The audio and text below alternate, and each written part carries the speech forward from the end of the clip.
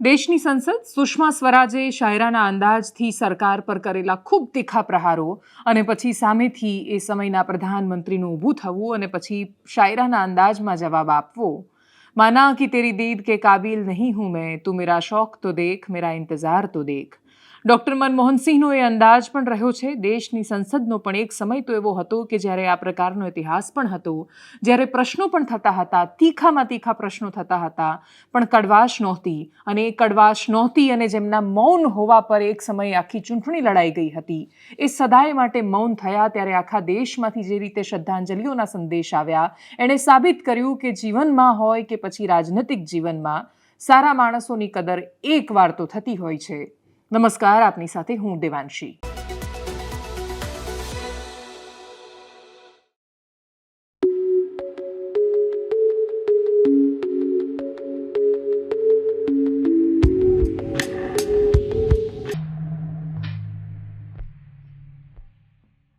Doctor Manmohan Singh, આખો દેશ એમને યાદ કરી રહ્યો છે અને યાદ કરતાની સાથે જ એમના એ નિર્ણયોને યાદ કરાઈ રહ્યા છે, જે નિર્ણયો ગૌણ થયા હતા જ્યારે રાજનૈતિક યુદ્ધનો સમય હતો. રાજનૈતિક યુદ્ધો જ્યારે થાય છે, ચૂંટણી થાય છે, ત્યારે બહુ જ સ્વાભાવિક છે કે જે વિપક્ષમાં છે, જેણે સત્તા પર આવવું છે, એ સરકારની પ્રશંસા કરીને સરકારમાં નહીં આવી શકે. એણે જ્યારે સત્તા મેળવવાની છે ત્યારે જે તે વ્યક્તિ અને પદે કરેલી એવી ભૂલો ગણાવવાની છે અથવા એ નિષ્ફળતાઓ વિશે વાત કરવાની છે જે એ સુધારવા માંગે છે અને એ સુધારવા માટે તક માંગી રહ્યા છે દેશની જનતા માટે. પરંતુ કમનસીબે આપણે ત્યાં માત્ર ટીકાઓ મુદ્દાસર નથી થતી, આપણે ત્યાં વ્યક્તિના અંગત ચરિત્ર સુધી વાતો પહોંચી જાય છે. અને ડૉક્ટર મનમોહનસિંહને મૌની બાબા કહીને એટલી બધી વાર ચીડવવામાં આવ્યા. એના પછી દેશની સંસદમાં પણ વારંવાર ડૉક્ટર મનમોહનસિંહ પર ઘણી બધી ટિપ્પણીઓ કરવામાં આવી. જો કે દરેક વખતે એમણે જવાબો આપવું પસંદ નહોતું કર્યું. એ ક્યારેય આ પ્રકારની વાતોના જવાબ નહોતા આપતા. હા, એ જવાબ આપતા હતા પત્રકાર પરિષદોમાં, જ્યારે પત્રકારો પ્રશ્ન કરતા હતા. જાન્યુઆરી 2014 આ દેશના ઇતિહાસની એ છેલ્લી ઘટના છે કે જ્યારે પ્રધાનમંત્રીએ પત્રકાર પરિષદ કરી હોય. આ પ્રકારની પણ ઘટનાઓ થતી હતી આ જ દેશમાં, પણ એ વાતને ખાસો લાંબો સમય થઈ ગયો છે. જ્યારે એમના મૃત્યુના સમાચાર આવ્યા ત્યારે આખા દેશમાંથી એ ફરિયાદો જોવા મળી. ઘણા બધા લોકો કે જે એમના જીવતે જીવે અફસોસ વ્યક્ત કરી ચૂક્યા હતા કે એમની એક મર્યાદાને ઓળંગીને ટીકા કરવામાં આવી. ટીકાને પાત્ર બને છે પ્રધાનમંત્રી. જ્યારે તમે પદ પર છો ત્યારે તમારી ટીકા થશે જ. એટલે ડૉક્ટર મનમોહનસિંહનો મૃત્યુનો સમય છે ને એટલે જ બહુ જ સ્વાભાવિક રીતે માત્ર એમની સફળતાની વાતોને કહાનીને જ મૂકવામાં આવશે. એમની નિષ્ફળતા વિશે કોઈ આજે વાત નથી કરવાનું. એમના સારા નિર્ણયો અને એમણે જે કર્યું એને જ યાદ કરવાના છે બધા જ. પણ એ જ્યારે હતા ત્યારે એમની એ ટીકા કારણોસર મર્યાદિત ન રહેતા ખૂબ વ્યક્તિગત પ્રહારો એમના પર કરવામાં આવ્યા હતા. ખૂબ બધા મીમ પણ બન્યા હતા. જો કે એક સમયે મીમ બનાવવાવાળા લોકોએ પણ આજે પ્રશંસા કરી. એનો મતલબ એ કે કદર થતી હોય છે. ડૉક્ટર મનમોહનસિંહ એ 8 વાગ્યાની આસપાસ એમના ઘરમાં બેભાન થયા. દિલ્હી એમ્સમાં એમને લઈ જવામાં આવ્યા અને એમ્સે રાત્રે એમના બુલેટિનમાં ઓફિશિયલી જે જાણકારી આપી અધિકારિક રીતે, રાત્રે 9:51 એમણે અંતિમ શ્વાસ લીધા.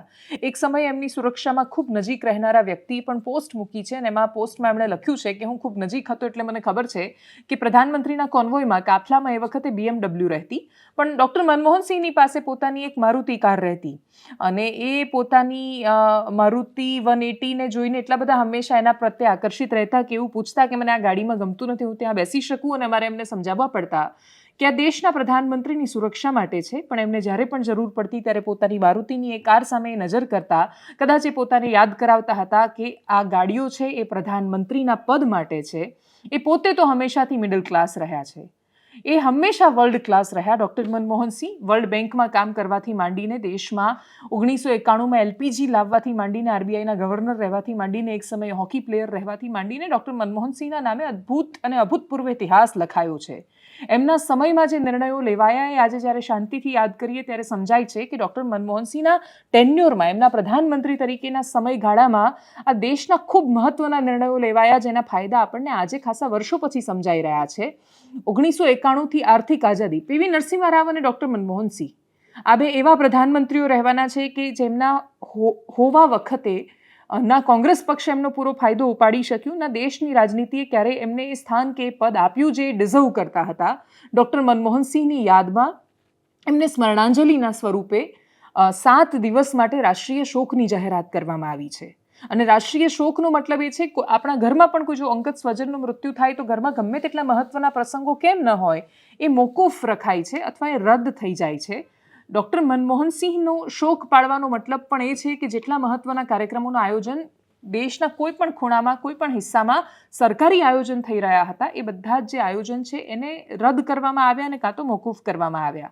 કાંકરિયા કાર્નિવલની 25 તારીખે શરૂઆત થઈ હતી, 31 તારીખ સુધી આ કાર્નિવલ ચાલતો હોય છે, એ રદ કરાયો છે. પાવાગઢમાં થનારો કાર્યક્રમ પણ રદ થવાની પૂરી સંભાવનાઓ છે. પંચમહોત્સવ, ફ્લાવર શો જે શરૂ થવાનો હતો એ પણ થોડા સમય પછી શરૂ થવાનો છે. આ પ્રકારના જેટલા સરકારી આયોજનોનું જેટલા શહેરમાં આયોજન થઈ રહ્યું હતું, જેટલા રાજ્યોમાં આયોજન થઈ રહ્યું હતું એ બધું જ રદ થયું છે. કોંગ્રેસની કર્ણાટકના બેલગાવીમાં પરિષદ ચાલી રહી હતી, અધિવેશન, એનો પણ એક ઐતિહાસિક સમય રહ્યો હતો, એના અનુસંધાને જ થઈ રહ્યું હતું. કોંગ્રેસે પણ પોતાના બધા જ કાર્યક્રમો રદ કર્યા છે. આવતીકાલે સવારે 9 વાગ્યાથી એઆઈસીસી હેડક્વાર્ટર ત્યાંથી ડૉક્ટર મનમોહન સિંહની અંતિમ યાત્રા નીકળવાની છે. અંતિમ દર્શન માટે એમના શવને ત્યાં મૂકવામાં આવ્યું છે અને દેશ દુનિયામાંથી લોકો આવીને એમને અંતિમ દર્શન એમના કરી રહ્યા છે, અંતિમ વિદાય આપી રહ્યા છે. પીવી નરસિંહ રાવનું જ્યારે મૃત્યુ થયું ત્યારે એ સમય ખૂબ પેચીદો હતો અને કોંગ્રેસ પક્ષની અંદરની રાજનીતિ કેવી હતી એનો બહુ લાંબો ઇતિહાસ રહ્યો છે કે દેશના ખૂબ અદ્ભુત અને અભૂતપૂર્વ પ્રધાનમંત્રી એમનો મૃતદેહ એઆઈસીસી હેડક્વાર્ટર ન આવે એના માટે કેટલા પ્રપંચો થયા હતા એનો પણ એક ઇતિહાસ છે. વર્તમાન પરિસ્થિતિ બદલાઈ છે. વર્તમાન પરિસ્થિતિ એટલી હદે બદલાઈ છે કે કોંગ્રેસમાં અત્યારે એ આંતરિક રાજનીતિ ખેંચતાણો નથી, કેમ કે ખેંચવા માટે કશું રહ્યું જ નથી. ભારતીય જનતા પાર્ટી પણ એ વાતને સમજે છે કે એ પૂર્વ પ્રધાનમંત્રી છે અને એટલે જ એ સંપૂર્ણ અદબ અને સન્માન સાથે એમને અંતિમ વિદાય મળવી જોઈએ. આ દેશ માટે એમણે ઘણું કર્યું છે. આ દેશમાં એમનું બહુ વિશેષ યોગદાન રહ્યું છે. એટલે માત્ર એલપીજી એ જનરલ નોલેજનો પ્રશ્ન નથી, એના પછી ઊભી થયેલી કંપની અને કેવી રીતે ભારતમાં નવા સ્ટાર્ટઅપ્સ થયા, નવા બિઝનેસ આવ્યા. ભારત એક સમયે બજાર બન્યું. આપણે વિશ્વ માટે, વિશ્વના વેપારીઓ માટે દરવાજા ખોલ્યા. આપણે પણ દુનિયા તરફ નજર માંડવાની શરૂ કરી. આજે આપણે દુનિયાના હિસ્સા ખૂણામાં જઈને કોઈ પણ વેપાર કે ધંધો કરી રહ્યા છીએ. એના પાયા કે એના મૂળિયા છે 1991માં રોપાઈ રહ્યા હતા. આજે જ્યારે શાખાઓ બહાર આવે છે ત્યારે આપણને દેખાય છે કે આપણા બિઝનેસમેન દુનિયાના ખૂણામાં જઈને કામ કરી રહ્યા છે. દુનિયાના પ્રોજેક્ટ્સ છે ઇન્ફોસિસની પાસે છે કે બાકીની એવી ઘણી બધી કંપની પાસે છે, પણ એના મૂળિયા જ્યાં રોપાઈ રહ્યા હતા એ 1991ની એલપીજીમાં હતા, ઉદારીકરણની નીતિમાં હતા, પ્રાઇવેટાઇઝેશનને ઇન્ટ્રોડ્યુસ કરવાના હતા, ગ્લોબલ બનવાના હતા, વૈશ્વિક બનવાના હતા. ભારત વૈશ્વિક બન્યું હતું. ભારત માત્ર બજાર નહોતું બન્યું, ભારત બજાર પણ બન્યું. દુનિયાભરની પ્રોડક્ટ્સ આપણે ત્યાં આવતી થઈ અને આપણી જે પ્રોડક્ટ છે એ પણ દુનિયામાં જતી થઈ. દેશમાં કોઈ પણ પ્રધાનમંત્રી રહ્યા હોય, કોઈ પણ પ્રધાનમંત્રી અત્યાર સુધીમાં, એટલે જવાહરલાલ નહેરુથી લઈને નરેન્દ્ર મોદી સુધી, તમે જ્યારે એમનો ઇતિહાસ ખૂબ શાંતિથી જોવા જશો તો તમને ટીકા કરવા માટેના લાખ કારણ મળશે. પણ એ લાખ કારણોની વચ્ચે પણ પ્રધાનમંત્રીની ખુરશી પર બેસેલો વ્યક્તિ આ દેશને ઈમાનદાર રહે છે. અને જ્યાં સુધી એ વ્યક્તિ દેશને ઈમાનદાર છે, પ્રામાણિક છે, પોતાના પૂરા પ્રયત્નો કરી રહ્યું છે, ત્યારે એ પ્રયત્નોમાં કચાશ રહી હોઈ શકે, તમને એનાથી લાખ વાંધા હોઈ શકે, તમને એમનાથી વૈચારિક પ્રશ્નો હોઈ શકે, પણ એ દેશ માટે તો પોતાની સમજ પ્રમાણે બેસ્ટ કરવાનો પ્રયત્ન કરતા હોય છે. ડૉક્ટર મનમોહન સિંહે પણ પોતાના સમયમાં એ જ કર્યું.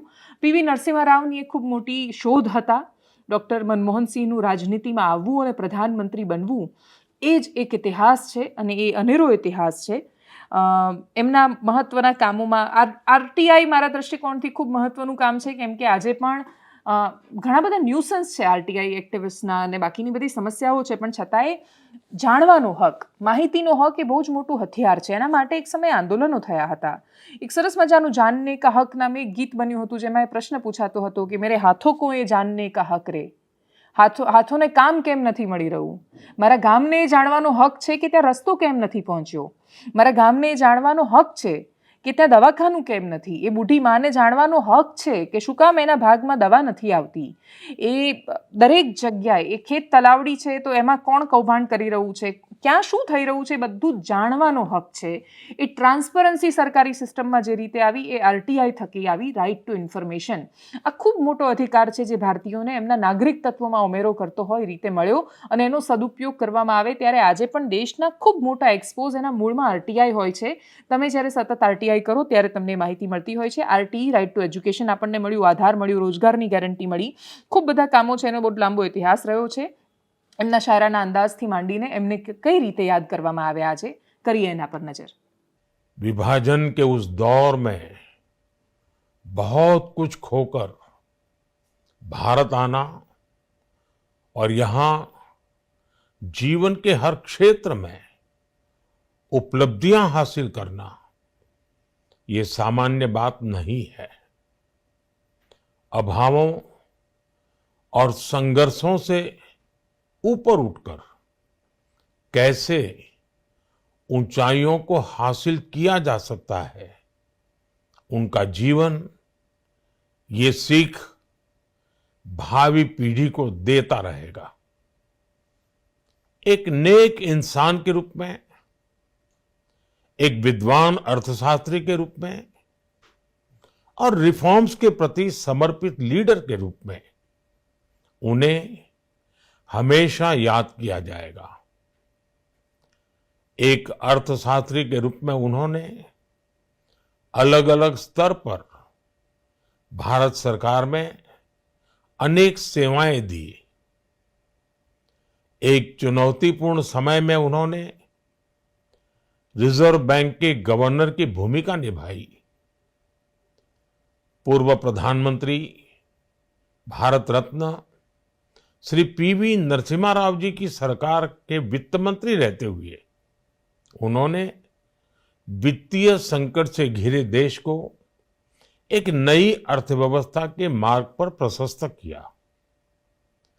प्रधानमंत्री के रूप में देश के विकास में और प्रगति में उनके योगदान को हमेशा याद किया जाएगा। અને ખૂબ મોટા સમાચાર સામે આવ્યા. પોલીસના વર્ઝનને જ સાચું વર્ઝન માની લઈએ અને એ હાજર નથી થયો બીઝેડ અને પોલીસે જ ધરપકડ કરી છે એવું માની લઈએ તો કેવી રીતે થયું એ વાતને બાજુ પર મૂકતા સમાચાર એ છે કે ભૂપેન્દ્રસિંહ ઝાલા 26 નવેમ્બરથી ફરાર એક માણસ 1 મહિના પછી એક્ઝેક્ટ મળી આવે છે અને ક્યાંથી મળી આવે છે તો કે ગાંધીનગરની ભાગળમાંથી. બહુ દૂર ક્યાં જવાની જરૂર છે? એટલે ગાંધીનગરની ભાગળમાંથી ભૂપેન્દ્રસિંહ ઝાલા ઝડપાઈ ગયા છે. સીઆઈડી ક્રાઇમ બ્રાન્ચે એમની ધરપકડ કરી લીધી છે અને હવે ભૂપેન્દ્રસિંહ ઝાલા સામે સખત કાર્યવાહી થાય એવી અપેક્ષાઓ બધા જ લોકો ધારી રહ્યા છે અને અપેક્ષા રાખી રહ્યા છે. એ અપેક્ષા પાછળનું કારણ કથિત 5500 કરોડનું એવું કૌભાંડ કે જેમાં CID crime branch on paper 1000 crore રૂપિયા પણ નથી બતાવી શકી. એનું કારણ એ છે કે અલગ અલગ ટ્રાન્ઝેક્શન સામે આવ્યા છે. જે ગ્રામ્ય કોર્ટમાં મયુર દરજીની અરજી પર પણ સુનાવણી ચાલી રહી હતી. 3 અલગ અલગ એફઆઈઆર, લોકોનું હજુ સામે ન આવવું, લોકોનું સામે ન આવવું. એમાં પોન્જી સ્કીમનો એક બહુ લાંબો ઇતિહાસ કે કોઈ એકલું ઇન્વેસ્ટર છે જ નહીં. હું ઇન્વેસ્ટર તો છું જ કે એટલે મારા પૈસા ફસાયા છે પણ મેં લોકોને ટોપી પણ પહેરાવી છે. એટલે પાપના ભાગીદાર જ્યારે બધા જ હોય ત્યારે કોણ સામે આવે અને કોણ એવું કે ભાઈ હું એ પાપી, મારાથી એ પાપ થયું ના, બાકીના બધા છે એમને પણ મેં લીધા. એટલે આ ચક્રવ્યૂહમાં દરેક વ્યક્તિ જ્યારે એજન્ટ હોય ત્યારે કશું બોલવાનો નથી. 3 એફઆઈઆરની વચ્ચે પોલીસે જે મયુર દરજીવાળા કેસમાં ચેક કરતા હતા તો એમાં પણ એ જ દેખાયું. ગ્રામ્યમાં આજે જ સુનાવણી થઈ રહી હતી અને એમાં પણ એ ડેટા સામે આવ્યા કે જે સ્વીપરનું કામ કરે છે, જે ઓફિસ સાફ કરવાનું કામ કરે છે, એના એ ખાતામાં 20 લાખના ટ્રાન્ઝેક્શન કરી નાખવાના. બીજા કર્મચારી છે એના ખાતામાં 25 લાખના કરી નાખવાના, કોઈનામાં 19 લાખના કરી દેવાના. એક એજન્ટ છે તેની પાસે 2 ગાડીઓ તો હોય જ અને 2 ગાડીઓનું સોર્સ ઓફ ઇન્કમ ક્યાંય ન હોય. ગિફ્ટ મળી છે એવું માનીને કોઈ પણ ગાડી ન વાપરી શકે. ગિફ્ટ પર પણ ટેક્સ લાગે છે. આટલી સામાન્ય સમજનો અભાવ. 60 લાખ રૂપિયાના ટ્રાન્ઝેક્શન ભેગું કરીએ તો એ અમુક કરોડ સુધી આંકડો પહોંચે છે પણ 1000 કરોડ સુધી નથી પહોંચી શક્યો. જો એ બિટકોઇનમાં ઇન્વેસ્ટેડ પૈસા છે તો 1 મહિના પછી જ્યારે ભૂપેન્દ્રસિંહ ઝાલા ગાંધીનગરની ભાગળમાંથી ઝડપાય છે તો એટલો ગાંડો તો છે નહીં એ માણસ કે ગાંધીનગરની ભાગળમાં આવીને ઊભો રહી જાય કે હવે પોલીસ મને પકડશે મહેસાણાના દવાડા ગામમાંથી. એટલે ઘણું બધું છે કે જે બહુ સસ્પિશિયસ છે. બિટકોઇનમાં પૈસા હતા તો એ પૈસા ક્યાં ગયા? જો નેપાળની બોર્ડર પર એ માણસ પહોંચી ગયો હતો તો ત્યાંથી પછી પાછો કેવી રીતે આવ્યો? મધ્યપ્રદેશનો ઉજ્જૈન હતો એવું પહેલાં કહેવાયું, પછી કહેવાયું નેપાળના માર્ગે ક્યાંક પહોંચ્યો છે, કોઈ કે દમણથી ક્યાંક પહોંચ્યો છે. એવા બધા જ આકલનો હતા. પત્રકાર પરિષદ સામે આવે એટલે ખબર પડશે. 8 નવેમ્બરે જમાવટે રિલીઝ કરેલી એ સ્ટોરી જેની અંદર ચેતવ્યા હતા એ દરેક માણસોને જે લોકોનું ઇન્વેસ્ટમેન્ટ હતું અને એના પછી મને ઘણા બધા લોકોના ફોન આવ્યા અને એ લોકોના પૈસા બચ્યા કેમ કે એ લોકોએ પછી પૈસા પોતાના કાઢી લીધા હતા. જે લોકોએ એ સમયે પોતાના પૈસા કાઢી લીધા, જમાવટ પર સંદેહ કરવાની જગ્યાએ એ સ્ટોરીનો જે અર્ક હતો કે તમારે લોભ ન રાખવો જોઈએ. જો સરકારી રાહે કોઈ વસ્તુ સુનિશ્ચિત નથી થયેલી, જો એ ગેરકાનૂની છે તો એનો હિસ્સો ન બનવું જોઈએ. આટલી સરળ વાત સમજ્યા વગર જે લોકોએ પોતાના પૈસા ઉઠાવ્યા હતા એ લોકોને ખૂબ ફાયદો થયો. ફાયદો કરતાં એ લોકો બચી ગયા. હવે જે હજારો લાખો માણસોના રૂપિયા સલવાણા છે એ લોકો આમાંથી કેવી રીતે બહાર કાઢશે વાત બહુ બધી છે, એ સમજને બહાર છે. એટલે હવે કોઈના રૂપિયા પાછા મળશે એવી બધી બહુ સંભાવનાઓ દેખાઈ નથી રહી. પોલીસ આમાં શું કાર્યવાહી કરે છે? બીઝડભાઈનો વરઘોડો નીકળશે, હર્ષભાઈ સંઘવી ત્યાં જઈને એવો ડાયલોગ મારશે કે કાયદામાં રહેશો તો ફાયદામાં રહેશો? શું એ ટ્વીટ કરશે કે બીઝડને સજા ન થાય ત્યાં સુધી હું બેઠો છું ને હું પૈસા પાછા અપાવીશ એ લોકોના? કોઈનામાં દમ નથી એવું કશું જ લખવાનો. એટલે ઇકોનોમિક ઓફેન્સ પણ જોવાનું હોય છે પોલીસે, એટલે આર્થિક અપરાધો છે એના માટે પણ શાખા હોય છે અને એ જ શાખા કાર્યવાહી કરી રહી છે. અધિકારીઓની ટ્રાન્સફર થવી, મોટા અધિકારીઓની, અને પછી આખી પ્રક્રિયાનો વેગ પકડવો એ પણ બહુ મોટો દિશા નિર્દેશ કરી જાય છે. જોઈએ આવનારા સમયમાં શું થાય છે, કોર્ટ આમાં શું નિર્ણયો કરે છે. કોર્ટમાં થપ્પાના થપ્પા આવ્યા કરે, આખા કેસ વર્ષોના વર્ષો ચાલતા રહે અને મોટા ભાગે લોકોને પૈસા પાછા નથી મળતા એવો ઇતિહાસ રહ્યો છે. ગુજરાત સરકાર આમાં કશુંક અલગ કરીને બતાવે. બિટકોઇનને તો એમ પણ આપણે કન્સિડર કરી લીધા છે, હવે બિટકોઇનને આપણે કન્સિડર કરીએ છીએ તો પછી વેચાવડાવો બિટકોઇન. સરસ ભાવ આવે એમ છે અત્યારે તો. ડોલરમાં એ કહેતા ને ફોરેક્સમાં ઇન્વેસ્ટ કરે, ડોલરમાં ઇન્વેસ્ટ કર્યું હોય તો ડોલર ઓલ ટાઈમ હાઈ, એટલે અત્યારે રૂપી ઓલ ટાઈમ લો છે. ડોલર કંઈક 85 રૂપિયા અને 80 પૈસાની આજુબાજુ પહોંચવામાં આવ્યો છે, તો ગેપ બહુ મોટી છે. તો બધું જ ફેવરેબલ છે માર્કેટની, તો વેચાવડાવો એ પૈસાને, અપાવડાવો. જોઈએ કેટલા લોકોને પૈસા પાછા અપાવી શકે છે સરકાર. એક ફાર્મ હાઉસમાં હતો, એટલે ગામડામાં એક ખેતરમાં એક જે નાનું એવું ઘર હતું ત્યાં હતું. એટલે ત્યાં એને કોણે આશરો આપ્યો છે અત્યાર સુધી પણ એ ક્યાં ક્યાં રોકાયો છે, શું કર્યું છે અને કેવી રીતના કોના સપોર્ટ એને મળ્યો છે એ બધી તપાસ ચાલુ છે.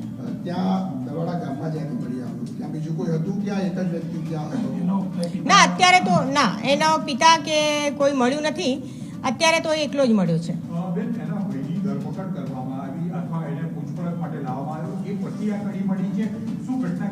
ના, એના ભાઈની તો જે અમે પૂછપરછ માટે લાવ્યા હતા, એના ભાઈનો હાલ સુધી તપાસમાં આરોપી તરીકેનો રોલ નથી, પણ એના ભાઈને પૂછપરછ માટે લાવેલા એ અલગ મેટર હતી અને આના માટેનું સર્વેલન્સ અલગ ચાલતું હતું ને જેના આધારે એને અત્યારે ડિટેન કરવામાં આવ્યો. સમયથી એ ત્યાં ફાર્મ હાઉસમાં રહેતો હતો એવું કઈ પ્રાથમિક એમને પૂછપરછમાં ખ્યાલ આવ્યો?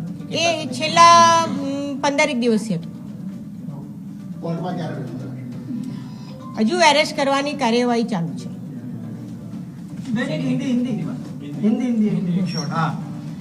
અને હવે વાત એક એવા સમાચારની કરીએ જેમાં કોર્ટે પણ પોલીસને પ્રશ્ન કર્યો છે કે અમે શું કામ તમારા સામે અવમાનના જેવી વાતોને લાગુ ન કરીએ, કારણ શું છે? ભરૂચના ઝઘડિયામાં એક દીકરી સાથે કશુંક ખોટું થાય છે. નિર્ભયા જેવું રૂપકડું નામ આપણે ખૂબ વર્ષોથી આપી દીધું છે. એ નામ આપ્યા પછી એના માટે પ્રશ્નો બહુ થતા નથી. રાજ્યમાં કોઈ એવા રાજનીતિક સંગ્રામો નથી થતા, વિપક્ષો રસ્તા પર નથી ઉતરતા, અને જ્યારે ઉતરે છે ત્યારે એની સાથે શું થાય છે? આમ આદમી પાર્ટીનું જે છાત્ર સંગઠન છે CYSS, એના જ્યારે વિદ્યાર્થીઓ છે રસ્તા પર ઉતર્યા, કાંકરિયા કાર્નિવલનું ઉદ્ઘાટન કરાવવા માટે મુખ્યમંત્રી સહિતના નેતાઓ જઈ રહ્યા હતા, ત્યારે ખૂબ સ્વાભાવિક હતો કે વિપક્ષનું એ કર્તવ્ય બને છે કે રસ્તા પર ઉતરીને પૂછે કે એક બાજુ એક દીકરી મૃત્યુ પામી છે અને તમે જ્યારે આ બધું કરી રહ્યા છો ત્યારે શું તમારી પાસે જવાબ છે કે એને શું મદદ કરશો તમે? એના તો મૃતદેહને પણ એરલિફ્ટ નથી કર્યો. એરલિફ્ટ કરવાની જ્યારે પ્રપોઝલ કે ઓફર આપી હતી ઝારખંડના મંત્રીએ, ત્યારે એવું કહ્યું હતું કે અમે સક્ષમ છીએ. સક્ષમ હતા તો એમ્બ્યુલન્સમાં 4 દિવસ એનો મૃતદેહ ત્યાં ન પહોંચતો. આપણે નથી રાખતા માનવતા. એ કઈ કાસ્ટમાંથી છે, કયા ધર્મમાંથી છે, એનું આર્થિક બેકગ્રાઉન્ડ શું છે, બધી બહુ વાતો છે જે વચ્ચે આવી જતી હોય છે. નેતાઓ ગમે તેટલી પોતાની નાકામીનો અસ્વીકાર કરે, એ નિષ્ફળતા દેખાય છે. એમને અંદરથી ગમે તેટલી લાગણી હોય તો એ વચ્ચે એક પટલ આવી જાય છે જે એમને રોકી દે છે માણસ બનતા. રાજનેતા અને માણસ બનવા વચ્ચે એક જે પટલ આવ્યું છે વોટનું, વોટ બેંકનું, વિચારધારાનું, એ પટલ તમારે ઉખાડીને ફેંકવું પડશે, કેમ કે દેશની દીકરી છે. આટલી સામાન્ય અને સરળ વાત સમજતા વર્ષો લાગી જવાના છે, પણ એ વર્ષો લાગ્યા. એ છોકરીઓ જ્યારે રસ્તા પર ઉતરી, એમાં છોકરાઓ છોકરીઓ બધા જ હતા, વિદ્યાર્થી પાંખના નેતાઓ હતા, તો પોલીસ એમને પકડીને લઈ ગઈ. પણ પછી અચાનક યાદ આવ્યું હશે નેતાઓને અને પોલીસને કે આમને પાવર બતાવવો પડે. આ લોકોની આ તાકાત કે અમદાવાદ જેવા આપણા રાજ્યના, આપણા શહેરમાં આ રીતે રસ્તા પર આપણને રોકે. અને એટલે જ જે જામીન પાત્ર ગુનો બને છે એની અંદર પણ એમણે જામીન ન આપ્યા તરત. જ્યારે એમને રાખ્યા અને પછી રિમાન્ડની માંગણી સાથે કોર્ટમાં લઈ ગયા, ત્યારે કોર્ટે પણ એ પ્રશ્ન કર્યો કે જામીન પાત્ર ગુનામાં તો આવું કેવી રીતે થવું જોઈએ, પણ છતાંય થયું છે. પાવર બતાવવાની આ જે ચળ ઉપડી જાય છે ને નેતા અને અધિકારીઓને, એમણે એના પર કંટ્રોલ કરવું પડશે. કેમ કે પાવર ગુનેગારો પર બતાવવા માટે છે. દર્પણ બતાવવા આવેલા માણસો પર પાવર ચલાવવો એ આ દેશનો લોકતાંત્રિક ઇતિહાસ આ નથી કહેતો. આમને આમ જો અંગ્રેજોએ કર્યું હોત તો દેશ આઝાદ જ ન થયો હોત. એમણે શરૂઆતમાં આ જ કર્યું, એમણે આનાથી એ ક્રૂર કર્યું, પણ એક સમય જતાં એક સમજ્યા કે આમને આમ નહીં થાય, આનાથી તો વિસ્ફોટ થશે. જો એ સાચા છે તો તમારે એમને સાંભળવા પડશે. સાંભળવાની જ્યારે તમે ટેવ ગુમાવી દો છો ત્યારે આપણે ત્યાં જે થતું હોય છે એનો બહુ લાંબો ઇતિહાસ છે. ઇતિહાસના પુસ્તકો એમને ફરી એકવાર વંચાવો એવી અપેક્ષા. નેતાઓએ શું પ્રતિક્રિયા આપી, કરીએ એના પર નજર. એક વસ્તુ એ છે કે ગુજરાતમાં કાયદોની વ્યવસ્થા કથળી ગઈ છે. મુખ્યમંત્રી અને ગૃહમંત્રી મોટી મોટી વાતો કરે છે, પરંતુ તમે જુઓ ઝઘડિયામાં નિર્ભયા કાંડ આપણું થયું, ગુજરાતની નિર્ભયાને આપણે બચાવી ન શક્યા. એક વર્ષમાં 648 દીકરીઓ સાથે બળાત્કાર થાય છે, હત્યાઓ થઈ રહી છે, ગેંગરેપ થઈ રહ્યા છે, ભાજપના નેતાઓ એમાં સંડોવાયેલા છે અને પાછા એમની સામે કાર્યવાહી નથી થતી. ત્યારે આમ આદમી પાર્ટીના CYSSના નવયુવાનો ગઈકાલે એક કાર્યક્રમમાં પૂછતા હતા નેતાઓને કે ભાઈ તમે નિર્ભયા કાંડમાં આ લોકોને ન્યાય તો અપાવો, ન્યાય અપાવવામાં શું છે? તો ભાજપના ઇશારે પોલીસ ફરિયાદ અમારા નવયુવાનો પર કરવામાં આવી છે, ગુના દાખલ કરવામાં આવ્યા છે. જ્યારે અમારા સવારે ખબર પડી અમારા શહેર પ્રમુખશ્રીને અને વકીલશ્રીને જેઓ પોલીસ સ્ટેશનમાં આવ્યા એમાં પણ ભાજપના ઇશારે એમના નામ પણ એડ કરી દેવામાં આવ્યા છે. ગુનાઓથી અમે ડરતા નથી, પણ સવાલ એ છે કે બહેનોને ન્યાય ક્યારે મળશે? નિર્ભયા કાંડમાં આજે મુખ્યમંત્રી કલકત્તામાં ધરણા કરતા હતા, લેટરો લખતા હતા મમતા દીદીને, અને ગુજરાતમાં નિર્ભયા જેવી કાંડ થાય છે, દીકરીઓની હત્યાઓ થઈ રહી છે અને મુખ્યમંત્રી કાર્નિવલમાં માહોલે છે. આ તો આ કયા પ્રકારના મુખ્યમંત્રી છે? અને ક્યાં ગઈ મૃદુ ને મક્કમતા ને એ વાતો, દાદા ભગવાનની વાતો ક્યાં ગઈ? એટલે બહુ જ દુઃખદ ઘટના છે. આગળ વાત કચ્છની કરીએ, કચ્છના માંડવીની કરીએ. માંડવીમાં વિસ્કી ઓન વ્હીલ્સ ચાલી રહ્યું છે, એટલે કે દારૂની રેલમછેલ તો બરાબર ઠીક છે, પણ એક વ્યક્તિ ત્યાં જઈને મેં ત્યાં એ વિડીયો જોયો જે ખૂબ વાયરલ થઈ રહ્યો છે, જેમાં એ પ્રશ્ન થઈ રહ્યો છે કે એક વ્યક્તિ માંડવીના બીચ પર આવીને બૂમો પાડે છે કે માંડવી આયા ને દારૂ ન પીધો તો શું કર્યું એમ. પહેલા તમે વિડીયો જોઈ લો. ભાઈ આવી જાઓ, માંડવી બીચે આવે ને દારૂ ન પીધો તો શું કર્યો? આવી જાઓ, દારૂ લો, દારૂ લો. કાયદો વ્યવસ્થાની લિટરલી મજાક અને ધજાગરા ઉડાડતો આ વિડીયો છે, પણ એ છતાંય એ આ પ્રકારની કોઈ પણ વાતોમાં હસવું એટલે આવે, અથવા આપણને એવું થાય કે આ શું મજાક બનાવીને રાખી છે કે એક બાજુ આ પ્રકારના વિડીયો આવે. હવે એ વ્યક્તિ જે એ તો ભરાઈ જવાનો છે, પોલીસ એને ખૂબ મારવાની છે, પણ પોલીસ એને શું કામ મારશે એ જાણવાની મને બહુ ક્યુરિયોસિટી છે કે પોલીસ પોતાની નિષ્ફળતા પર એને મારી રહી છે, પોતાનું ફ્રસ્ટ્રેશન એના પર કાઢશે, કે પછી પોલીસને ખરેખર એવી ચિંતા છે કે રાજ્યમાં દારૂ ન વેચાવો જોઈએ. 31st આવી રહી છે, અત્યારે દારૂની વાત કરવી એ જ પોતાની અંદર મજાક છે, જેને જેટલો જોઈએ ને જ્યાં જોઈએ મળે છે. કામધેનુ યુનિવર્સિટીની વાત કરવી છે. કામધેનુ યુનિવર્સિટી રાજ્યની આવેલી એક યુનિવર્સિટી છે. કૃષિ યુનિવર્સિટીમાં જ મોટાભાગે પહેલાં ફિશરીઝ વિશે ભણાવતા હતા. આપણી દુવિધા એ છે કે આપણી પાસે આપણે ખૂબ ગૌરવથી કહીએ છીએ કે રાજ્યનો સૌથી વિશાળ લાંબો 1600 કિલોમીટરનો દેશનો આપણી પાસે દરિયા કિનારો છે, પણ એનો આપણે ઉપયોગ શું કરીએ છીએ? એટલે હું ખૂબ વર્ષો પહેલાં પોંડિચેરીને ત્યાં ગઈ ત્યારે મેં જોયું હતું કે ત્યાં પણ એ યુનિવર્સિટીઝ છે કે જે ઓન ગ્રાઉન્ડ મરીનના બધા કોર્સિસ ચલાવે છે, પણ આપણે ત્યાં મરીન વિશે ભણાવવામાં એક તો ઓલરેડી બહુ મોડું કર્યું, અને ફિશરીઝમાં જેટલી વેકન્સી હોય છે, જગ્યા હોય છે, એ નથી ભરવામાં આવતી. કામધેનુ યુનિવર્સિટી એક જગ્યા બહાર પાડી, સિનિયર રિસર્ચ આસિસ્ટન્ટ 10ની પોસ્ટનું નામ હતું, ક્લાસ 3ની આ જગ્યા હતી. 18 સપ્ટેમ્બરે પરીક્ષા લેવામાં આવી. સીન એ થયો કે પરીક્ષામાં જે પેપર પૂછાયું એ પેપર લગભગ એકાદ વર્ષથી એ જ યુનિવર્સિટીમાં પરીક્ષાનું મેનેજમેન્ટ ને બાકીનું બધું કામ કરતા પ્રોફેસર, જે મૂળ રૂપે હિંમતનગર પાસેના છે, એમણે આખું પેપર એક વર્ષ પહેલાં પોતાના બ્લોગ ઉપર અપલોડ કરેલું હતું. એક વર્ષ પહેલાં જે પેપર ઓનલાઈન ઉપલબ્ધ છે એ પેપર પર પરીક્ષા થઈ રહી છે ને ગજબ વાત, પણ છતાંય થઈ પરીક્ષા. યુવરાજસિંહ જાડેજાએ આ મામલે શું કહ્યું, સાંભળીએ એમને. ગુજરાતમાં ફરી એક વખત સ્પર્ધાત્મક પરીક્ષાની અંદર ગેરરીતિ, ગોબાચારીનો છબરડો એ સામે આવ્યો છે. જી હા, ગુજરાતમાં જે કામધેનુ યુનિવર્સિટી છે, એ કામધેનુ યુનિવર્સિટી અંતર્ગત સિનિયર રિસર્ચ આસિસ્ટન્ટ જે ફિશરીઝ છે એના માટેની એક વેકેન્સી બહાર પાડવામાં આવી હતી, અને એક વેકેન્સી માટે 120 કરતા વધારે વિદ્યાર્થીઓએ પરીક્ષા આપી હતી. પરંતુ ચોંકાવનારી વાત એ છે અને છબરડો એ છે કે આ જે પરીક્ષા છે એ પરીક્ષાનું જે પ્રશ્નપત્ર જે 200 MCQ નું હતું તે 200 MCQ ઓલરેડી 2021માં એક જે સોશિયલ મીડિયા બ્લોગ પોસ્ટ હોય એ સોશિયલ મીડિયાના બ્લોગ ઉપર ઓલરેડી અપલોડ હતું, અને એ જ બેઠું પેપર એ 2024માં પૂછી લેવામાં આવ્યું. અને અમે જયારે આ વાતની પુષ્ટિ કરી, જયારે તપાસ કરી, ત્યારે એ પણ વાત અમને જાણવા મળી કે જે આ બ્લોગ પોસ્ટ છે એ જે ફિશરીઝના જે પ્રોફેસર છે એ પ્રોફેસર દ્વારા જ બનાવેલો છે, અને એના દ્વારા જ આ પ્રશ્નો જે છે એ 2021માં આ બ્લોગ ઉપર એ અપલોડ કરવામાં આવ્યા હતા. હવે આની તાત્કાલિક ધોરણે તપાસ થવી જોઈએ. અને બીજી વાત એ પણ અમારા ધ્યાનમાં આવી છે કે આની અંદર જે ઉમેદવાર પાસ થયા છે એ પણ ક્યાંક ને ક્યાંક એ વિસ્તાર એટલે કે જે પ્રોફેસર છે એ જ વિસ્તારના છે. ગુજરાતમાં જોવા જઈએ તો ફિશરીઝ જે છે એ 3 કોલેજોમાં થાય છે કામધેનુ યુનિવર્સિટી અંતર્ગત, નવસારી, વેરાવળ અને તેની સાથે સાથે હિંમતનગરમાં માસ્ટર થાય છે. અને આ જે બ્લોક પોસ્ટ બનાવેલો હતો એ હિંમતનગર ખાતેથી બનાવેલો હતો. અને હિંમતનગરના જે પ્રોફેસર છે એને આ જે બ્લોક બનાવ્યો હતો તેમાં 2021માં જે 2024માં અત્યારે જે પ્રશ્નપત્ર પૂછાણું એ પ્રશ્નપત્ર આખે આખું 2021માં ઓલરેડી અપલોડ કરી દેવામાં હતું. એ જ બેઠું પ્રશ્નપત્ર એ આ પરીક્ષામાં પૂછી લેવામાં આવ્યું હતું. એટલે ક્યાંક ને ક્યાંક શંકા ઘણી બધી જે રહી છે અને જે વ્યક્તિ પાસ થઈ રહ્યા છે એ પણ ક્યાંક ને ક્યાંક હિંમતનગર સાથે સંકળાયેલા છે એવું અમને જાણવા મળ્યું છે. તો તાત્કાલિક ધોરણે મત્સ્ય અને પશુપાલન મંત્રીને પણ અમે વિનંતી કરીએ છીએ કે આની નિષ્પક્ષ તપાસ કરવામાં આવે અને સચોટ તપાસ કરવામાં આવે. અને તેની સાથે સાથે ગુજરાતના મુખ્યમંત્રી પણ આની ઉપર તાત્કાલિક ધોરણે સંજ્ઞાન લે અને આની ઉપર પણ તપાસના આદેશ આપે, જેથી કરીને સત્ય અને તથ્ય શું છે એ સામે આવી શકે. કેમ કે આ જે પોસ્ટ છે એમાં લગભગ મને ખ્યાલ છે ત્યાં સુધી 50,000 જેટલો પગાર છે અને એક જવાબદારી વાળી આ પોસ્ટ છે. તો જવાબદારી વાળી પોસ્ટ ઉપર કોઈ ગેરરીતિ કરીને તો આ સિસ્ટમની અંદર આવી નથી જતો, કોઈ જગ્યાએ છીંડાતો નથી. અને 2021નું પ્રશ્નપત્ર જે ઓલરેડી અપલોડ થઈ ગયેલું છે એ ફરીથી પૂછવાનો ભાવાર્થ શું અથવા તો એનો ઉદ્દેશ્ય શું એ એમને નથી સમજાતું. તો તાત્કાલિક ધોરણે આના ઉપર મુખ્યમંત્રીએ પણ સંજ્ઞાન લઈ આની ઉપર તપાસના આદેશ આપવા જોઈએ. જ્યાં સુધી તપાસ પૂર્ણ ન થાય ત્યાં સુધી ન તો નિમણૂક આપવી જોઈએ. એનાલિસિસમાં અત્યારે બસ આટલું જ. જો આપ અમને યુટ્યુબ પર જોઈ રહ્યા છો તો સબસ્ક્રાઇબ કરો, ફેસબુક પર જોઈ રહ્યા છો તો ફોલો કરો, અમારા વિડીયોને શેર કરો અને સૌથી મહત્વની વાત, આ દેશ આપણા સૌનો છે, એને સાચવવાની, એનું જતન કરવાની જવાબદારી આપણાથી છે. નાગરિક થકી દેશ બને છે. રસ્તા પર કચરો ન ફેંકીએ, પ્લાસ્ટિક ન ફેંકીએ, ગંદો ન કરીએ, થૂંકીએ નહીં. નમસ્કાર.